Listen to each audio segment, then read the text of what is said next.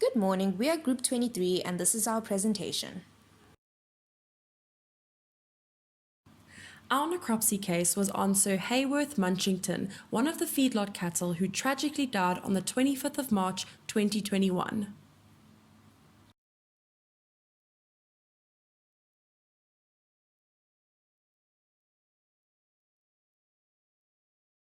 Sir Hayworth Munchington was a 12-month-old Bonsmara male castrated bovine. Sir Hayworth Munchington spent 3 months backgrounding at Beef Corps, and during that time he was vaccinated for anthrax, botulism and black quarter. He then arrived at Onderstepoort on the 19th of February 2021. On the 20th of February he was processed and vaccinated for Bovishield, lumpy skin and dewormed with Dectomax. During his 5-week stay at Onderstepoort, he was pulled for mild acidosis and treated with a vitamin B complex on the 11th of March. On the 16th of March, he was pulled for lameness in his left hind limb and treated with Rimadyl, Exceed and wound management. On the 18th of March, he was pulled for lameness once again and for an increased respiration rate, and this was 1 week before death. No treatment was given on this day. On the 25th of March, the stress of herding triggered him to become recumbent, and he later died 2 to 3 hours after a failed attempt to move him to the crush. He was treated with Predef and Draxin shortly before death, and he showed nervous signs before death.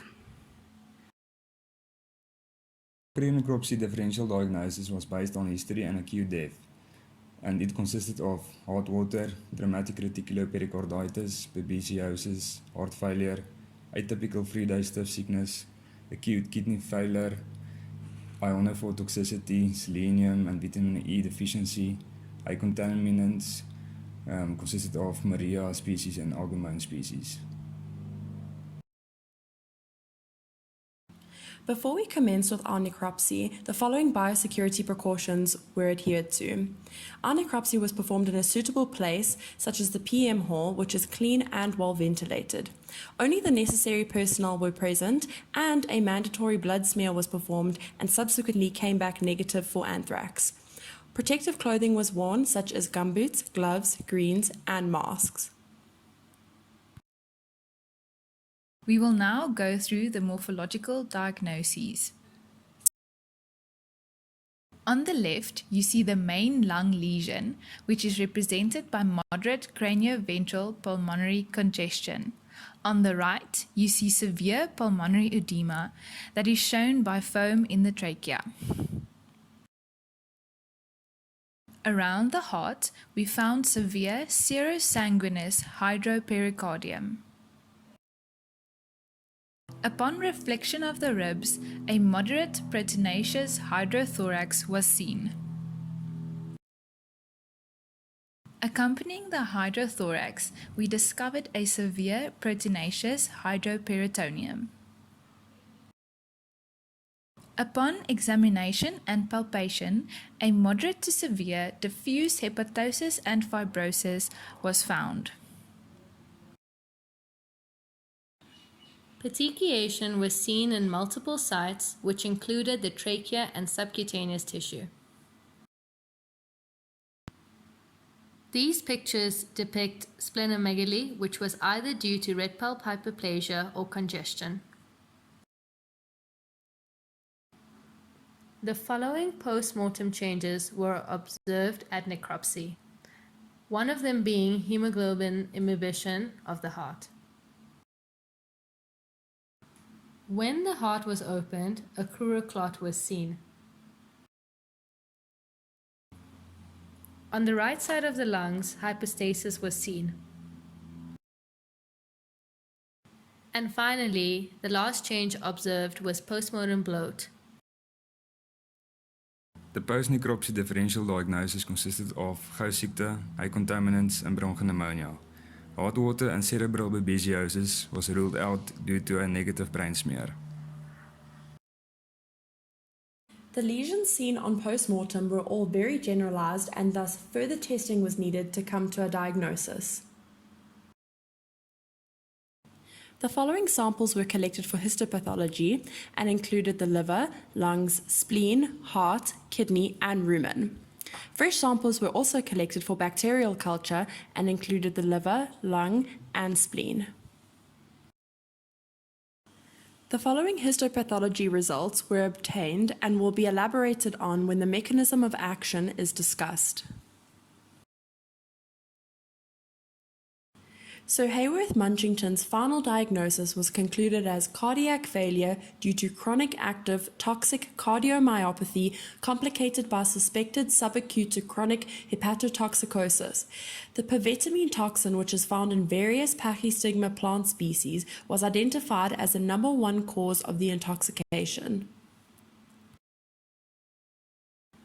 The mechanism of action for the heart lesions are as follows. The histopathology results reported multifocal lesions consisting of areas that were characterized by cardiac myofiber degeneration and loss associated with moderate fibrosis and mononuclear cell infiltration. This was due to the toxin pervitamine affecting the heart primarily by inhibiting the protein synthesis and breaking down of the contractile protein myosin in the heart. The cardiac muscle cells do not repair to its normal structure, and repair by fibrosis takes place, replacing the muscle fibers with fibrous connective tissue.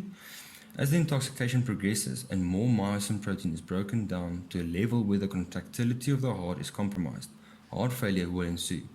Multifocal to diffuse myocardial fibrosis is accompanied by round cell infiltration. Histopathology results also reported a diffuse lesion that consisted of cardiac myofiber atrophy with occasional nuclear hypertrophy and hyperplasia. This can be explained by cardiac muscle cells that do not regenerate, but there is normal turnover of organelles. Mitochondrial hyperplasia and hypertrophy are common findings in degenerate myofibers and are considered to be an attempt to increase the ATP production in order to meet the energy demands of the injured tissues. Histopathology reported moderate edema between the cardiomyocytes.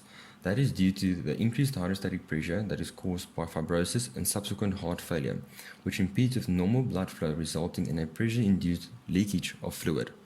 Hydropericardium, hydrothorax, and hydroperitoneum was also recorded and is due to congestive heart failure because of cardiomyofiber degeneration and replacement fibrosis.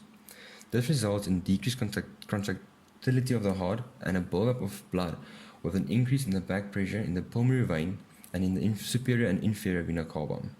The blood coming into the heart from the body and blood from the lungs to the left heart, with the increase in back pressure, results in fluid leakage from vessels into the pericardium, thorax, and peritoneum. The histopathology results for the liver lesions were consistent with cyanotic induration caused by congestive heart failure.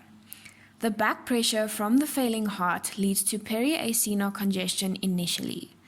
The stagnant hypoxia that results from this leads to cell injury and death of the hepatocytes in the periacinar region. Due to the intrasinusoidal pressure exerted by the stagnant blood, these hepatocytes are then replaced by collagen. Fibrosis in the periacinar region results.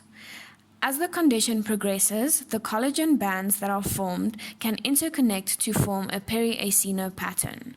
The lesion is then known as cyanotic induration. Cyanotic referring to the hypoxic congested state, and induration referring to the increased consistency of the organ resulting from the fibrosis, which was observed during necropsy.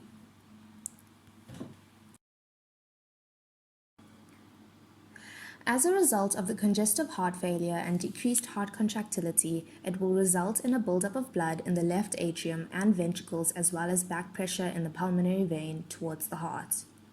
Due to myocardial damage and decreased contractility of the heart, it also decreases blood flow through the aorta to the rest of the body.